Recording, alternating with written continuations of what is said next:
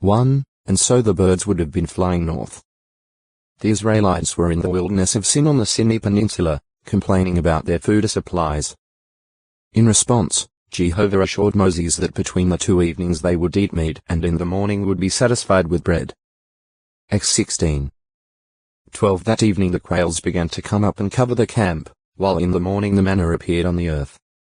Ex 16. 13-15. PS 105. 40 again, evidently in the spring new 10. 11. 33. About 1 year later, the grumblings of the Israelites over their limited diet of manna caused Jehovah to foretell that they would eat meat up to a month of days until it became revolting to them. New 11. 4. 18-23. God then caused a wind, likely from the Eos, to drive quail from the sea and cause them to fall above the camp, abundant like the sand grains over a wide area for several miles around the camp's perimeter. New 11. 31. PS 78. 25-28. The expression about 2 cubits c. 1 meter 3 feet above the surface of the earth has been explained in different ways. New 11. 31. Some consider that the quail actually fell to the ground and that in some places they were piled up to that height.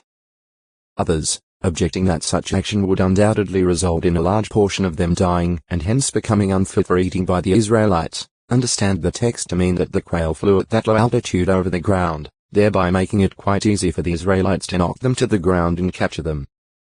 Expressing a similar idea, the Greek Septuagint reads, all around the camp, about 2 cubits from the earth. And the Latin Vulgate says, all around the camp, and they were flying in the air at an altitude of 2 cubits above the earth. The Israelites spent a day and a half gathering the quail. The one collecting least gathered 10 homers 2,200 L62 bu. New 11. 32. In view of the 600,000 men on foot, mentioned by Moses. New 11. 21. The number of quail collected must have been many millions.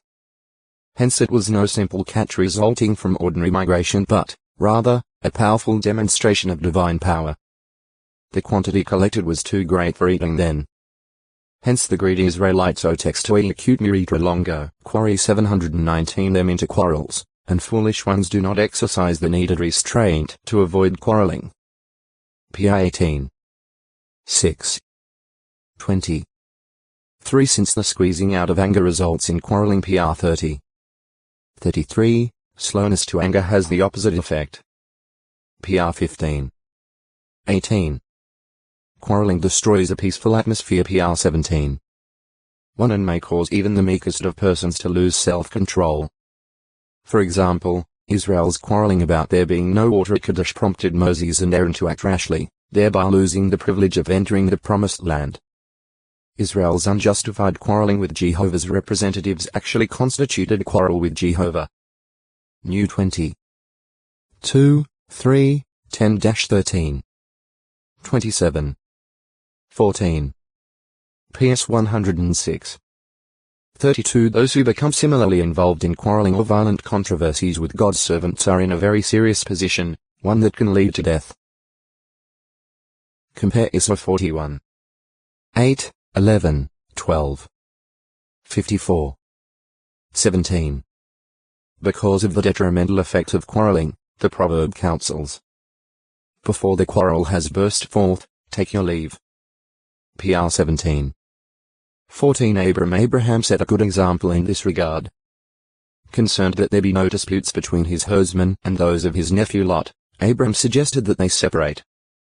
Unselfishly he gave Lot the opportunity to choose the area where he would pasture his animals. GE 13. 7-11. On the other hand, unfaithful Israelites in the time of Isaiah did not act like their forefather Abraham. Of them, it is said, for quarreling and struggle you would fast. Even during the fast they were engaged in quarreling. Isra 58. 4. The Mosaic law covered cases of quarreling resulting in bodily injury. It prescribed paying compensation to the injured party for time lost from work. X 21. 18, 19. Murmuring. Murmuring discourages and tears down. The Israelites, not long out of Egypt, murmured against Jehovah, finding fault with the leadership that he provided by his servants Moses and Aaron. Acts 16. 2:7 Later their complaints so discouraged Moses that he asked to die. New 11.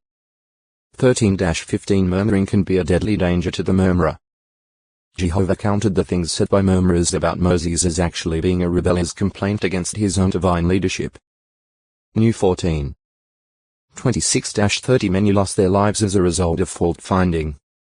Accordingly, the Christian Greek scriptures draw on the ancient examples to warn of the destructiveness of murmuring, or complaining. 1 Co 10:11 Jude tells of those who disregard lordship and speak abusively of glorious ones, describing such ones as murmurers, complainers about their lot in life, proceeding according to their own desires, and their mouths speak swelling things, while they are admiring personalities for the sake of their own benefit. Jude 8:16 Jesus condemned the fault-finding attitude when he said, "Stop judging that you